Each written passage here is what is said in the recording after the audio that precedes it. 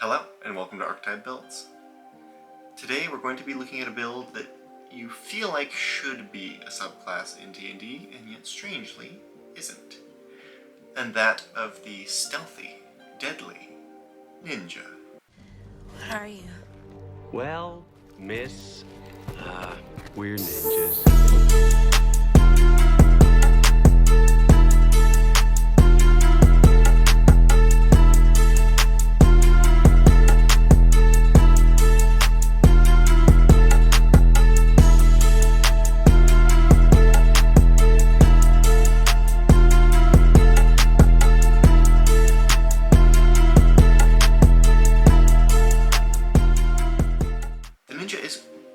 Deadly builds that we're looking at in this channel, and I designed it for maximum assassination. But there's also some elements of being a ninja that were important to capture. The short sword or katana that they used was often used in conjunction with their throwing daggers, right, the shuriken. And we wanted to place an emphasis on this kind of historical sense that they used stealth and poison. The specific reason ninja existed was kind of to do what the samurai Bushido code would not allow them to do, right? They were the blades in the dark, and that is what we're going to be doing with this character. Definitely maximize dexterity with this character. For your stats as well, we will need a minimum of a 13 wisdom, so make sure to hold on to that in addition to your dexterity. For our race, I do highly recommend the Ghost-wise halfling. These are sort of halflings that are part spirit. They've got a connection to the shadows. They've got some bonuses that are particularly good for this archetype. Plus, they're small, and small people can fit into small spaces. I think that's very believable. Obviously, the class that comes to mind when I say ninja is the rogue, and indeed we are going to start out with rogue levels. It's not the only class we're going to have in here, and actually I think that the other class that we do has some slightly better starting bonuses, but I think if you are starting at level 1 or 3 or even 5, not having these rogue levels is going to make you a pretty poor ninja. So I think to capture the spirit of the build, we need to start with rogue. Make sure for your gear to pick up that short sword. Your dungeon master should allow you to flavor it as a katana. If they have a problem with that, say how much does a katana cost and buy that. Maybe you'll want a spare one as well in addition to some daggers, and pick up as many darts as you can. We are going to reflavor these darts as the throwing stars, the shuriken. There isn't a shuriken item in the game because D&D is kind of based around Western fantasy, but they do effectively what you would want them to do. Grab some darts, call them shuriken. We are going to be making good use of these weapons. Starting proficiencies, absolute requirement to choose stealth as one of the proficiencies. I would hope with a ninja character you would kind of get there on your own. We are going to end up using our expertise in stealth as well, essentially allowing us, even from a very early level, to sneak in and out of places undetected with a high degree of consistency. This is going to be part of our playstyle, so hopefully your DM is understanding that you go places that other people can't by stealthing through with amazing rolls. High dexterity, expertise, and stealth is going to get you very, very far. As I mentioned, we're also going to grab some deception proficiency. Theatricality and deception are powerful agents. You must become more than just a man in the mind of your opponent. But I think that part of the point of stealthing is so that you can observe, right? So that you can pick up on things. Sometimes stealthing requires being in places that are slightly set apart from the action. Maybe you're up in the rafters when someone is opening a safe, or you are across a courtyard from where certain conversations are taking place. I'm guessing you're going to have to roll a lot of perception checks and maybe even some investigation checks while you are doing your scouting missions. So I would grab those proficiencies as well. Rogue 1 and 2 give you kind of the normal rogue class features like sneak attack, which we love for our assassination build, as well as your thieves' cant and your cunning action. I think appropriate for this character. When we get to level 3 though, we are choosing our roguish subclass. And we are going to choose that most master of turn 1 OTKs, the Assassin. Now the Assassin has obviously this ability that is very well known in the D&D community, where if you kind of can hit a surprised target, or kind of ahead of them in the initiative order, you can get automatic criticals when you hit. So it doesn't help you hit, but it means that when you hit, you get to roll those damage die an extra time. Now, it does not allow you to roll their sneak attack a double time. Maybe some campaigns home rule that criticals do more, but at a very minimum, you should be getting an extra couple of damage dice out of this. And it also means the more attacks we do in that initial round, the better, which will play a part in this build. The Assassin, though, also has some ribbon features that might not come up a lot with other builds, but are very relevant to this one.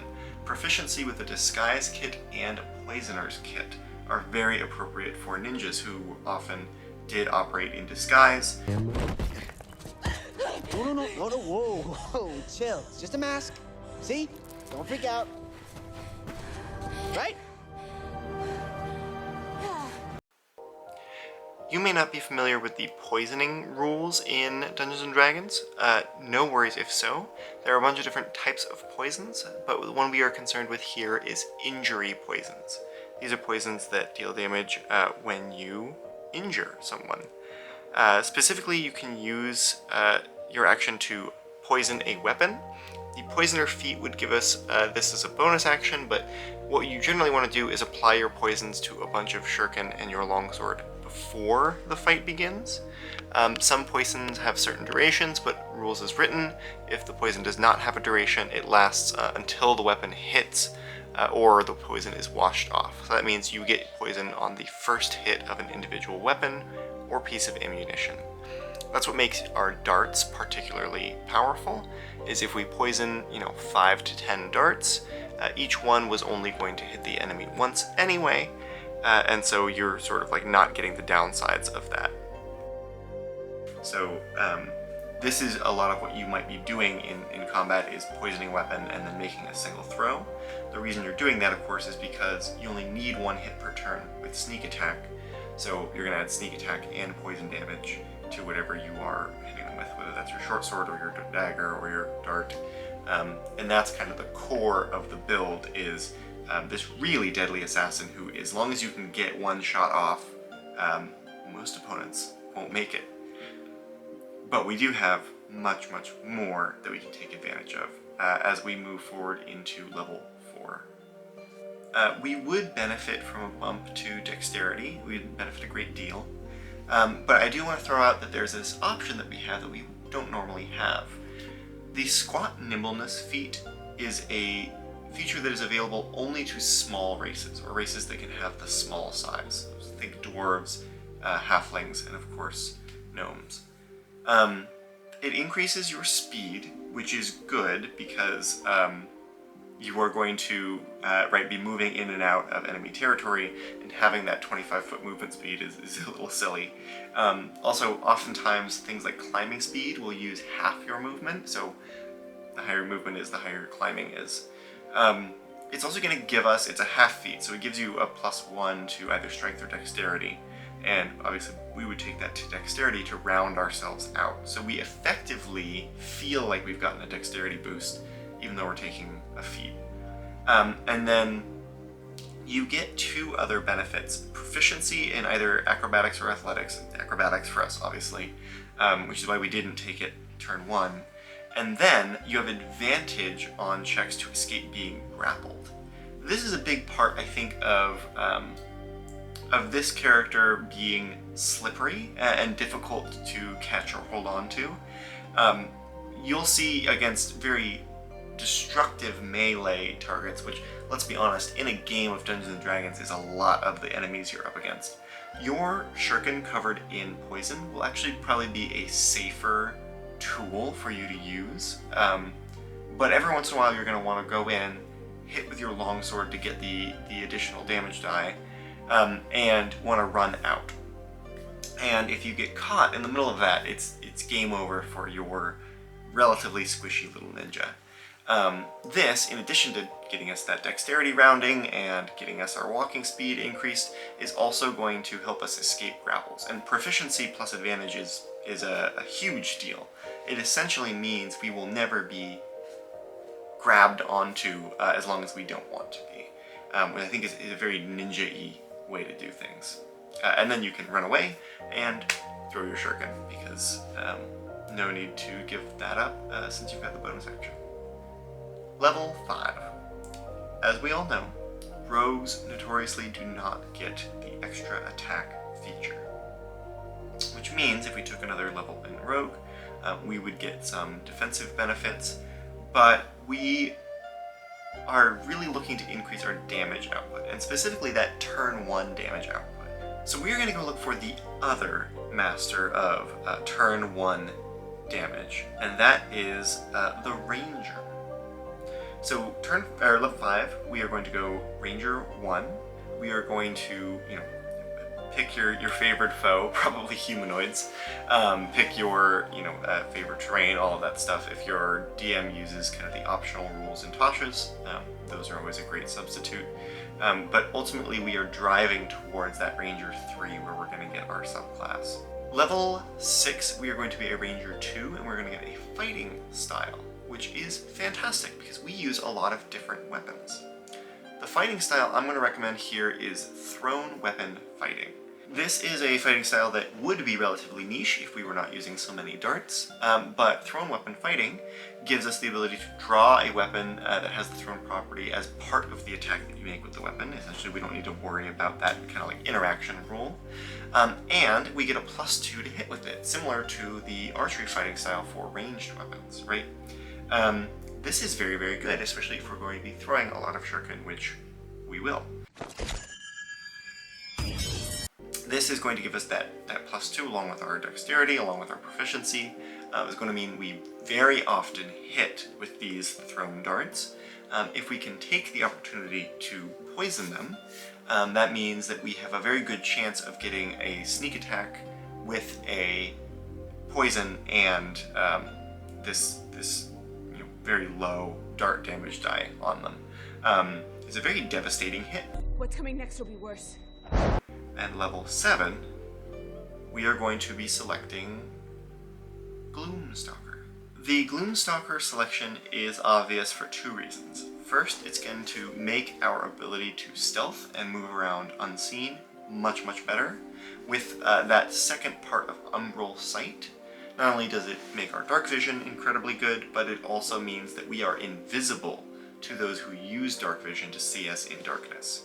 So if we are hiding in the shadows, even if you are up against orcs or something that has dark vision, elves, you are going to be invisible. So you're going to be able to stealth in and out of a larger variety of enemies' camps. You know how to disappear. We can teach you to become truly invisible. Invisible? Abhi! Ninja understands that invisibility is a matter of patience and agility. And then, of course, it makes our initial turn of damage much better as well. The Dread Ambusher, 1, gives us a bonus to our initiative equal to our wisdom, so we're adding on even more to our initiative. We've got like those 2 great stats for that, the dexterity and the wisdom both adding on to our initiative. And it's also going to increase our speed, and give us an extra attack, which does extra damage if we hit with it. Now, in the first turn of combat, we're going to get 2 attacks. If either of them hit, we are going to get our sneak attack with a critical, so double our weapon die, and hopefully some poison damage as well, which is truly devastating. If both hit, we get 4 times the weapon die. We don't duplicate I think poison or the sneak attack, but maybe your DM is okay with you pre-poisoning your weapons, in which case you are piling on a ton of damage in this initial turn. At 3rd level, Gloomstalker is automatically going to put Disguise Self on your spell list, which is great. And, our Disguise kit has been upgraded to kind of an instant disguise ability. Very, very thematic for this character.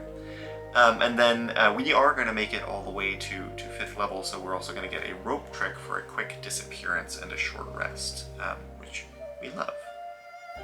With these ranger spells, you might want to take ones that are a little bit more non-combat oriented.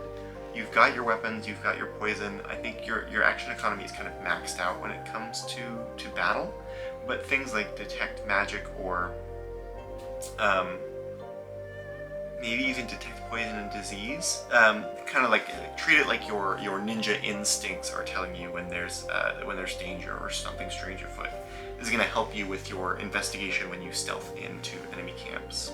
But those aren't the only exciting things available from the Ranger class. We are also going to get to push forward Ranger 4. We're going to take that dexterity boost. If you have taken kind of a maxed dexterity plus the racial bonus from the Ghostwise Halfling, we should be sitting on an 18 right now, in addition to that half feat. So we can bump that to a 20 now. This is going to be character level 8, ranger level 4, with a maxed dexterity score. We've got very, very high stealth. I'm going to get even higher next turn when our proficiency bonus increases by 1, which expertise will add 2 to our stealth. And we've got an extremely high initiative, adding both our dexterity and wisdom scores onto it. What we are going to get next is ranger level 5, which of course is that much missing extra attack feature. So now we are character level 9. We have our extra attack.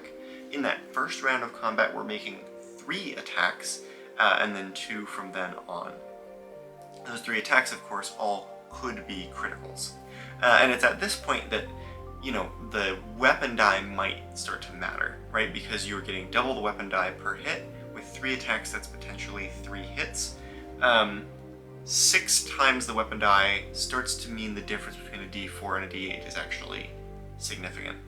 So you can use that Dread Ambusher, extra movement to run in, deal these bits of damage with your katana, and then hopefully cunning action to run out.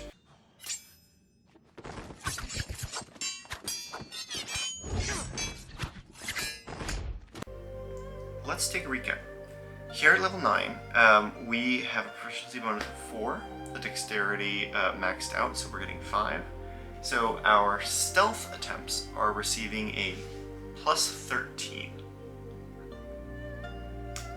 plus 13 to the roll, or to the, yeah.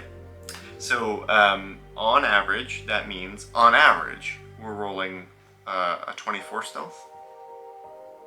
On average, sometimes hitting, as high as in the low 30s.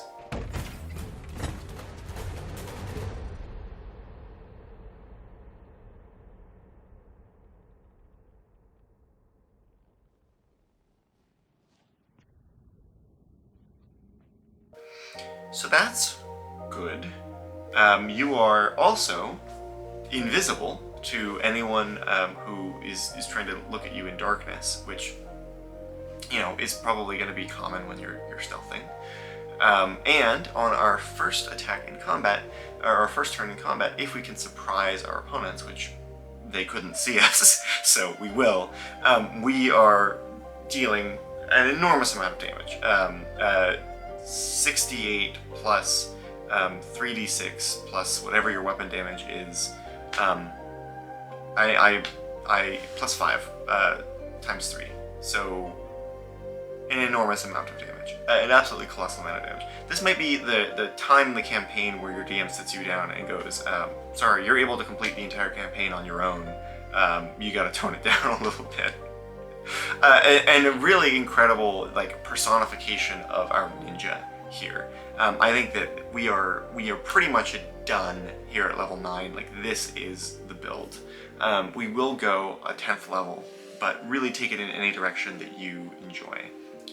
One of the things that I consider with this 10th level is level 5 in Rogue is pretty lackluster. We would get more sneak attack, but you know. And then level 6 in Ranger is pretty lackluster as well. So both the classes that we currently have don't have great next levels.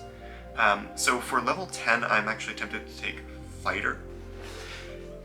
One level of Fighter is going to get us a fighting style, and we are going to be able to use this fighting style to get access to some new toys that the ninja might like to access. This is going to really vary up the options in your playstyle, and I really think that, you know, you've carried this character through all the way to level 10. You probably want to do some analysis here of where to go. I'm going to recommend you take the Superior Technique fighting style, which gives you access to Battle Master maneuvers. You can choose one, and you've got superiority die to spend on it. There is one maneuver that I think is really thematic with what we've been building so far, which is the ambush maneuver. This is going to add your superiority die to any stealth or initiative rolls, which is of course very, very tempting, right? The sad truth is, we might be so overpowered when it comes to stealth and initiative that we don't need this. But, you know, wouldn't it be great if, you know, adding a 13 to our stealth roll, we rolled like a 2 or something, we could add another d6 and potentially make that a 20, even with a 2 on the die. I mean, it could be fun. And obviously with initiative, we've got a very good dexterity score, we've got an okay wisdom score, so we're adding some amount to that initiative, but it's still harder to get that bonus. So if it's important to you to go first in a combat, maybe to take out some sort of central commander or caster with your assassination abilities, maybe ambush is what you want. I'm going to pitch another strategy.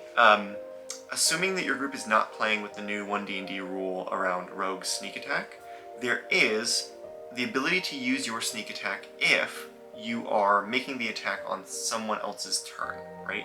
Because if it's on your turn, you can do it once, but if it's in the same round, you can do it another time as long as it's on someone else's turn. I would maybe recommend the riposte technique, which is going to allow you to make an opportunity attack if someone misses you with an attack roll. Your dexterity is very high, so if you're wearing, you know, light armor and adding your dexterity to your armor class, you probably have a pretty decent armor class, and there's a pretty decent chance your opponent is going to miss you. In which case, you would get an opportunity attack against them without them leaving your threatened area, or maybe even, you know, on the turn that they ran up to you to attack you. So your DM is like, this ninja, he's killing all my guys, I've got this, I'm gonna have this, you know, big lumbering ogre charge at him and take a swing. He misses, you get your riposte attack and a sneak attack to boot. So you're gonna get that extra damage on the hit. I think that's a great tool in the tool belt. There are a lot of these techniques. Go check them out. Plenty of them would be very good for this particular character. I don't think any of them are duds. Well, some of them are duds, but there are a great deal of them that would be very helpful. Those are just the two that I wanted to call out. And I think from here, you've got some really great directions to take the character in. You could push more rogue levels, which will make you more evasive. You can, you know, kind of like power through that ranger stuff to increase your spell casting. Or you could take more fighter levels, really build out this kind of weapon usage component of the character.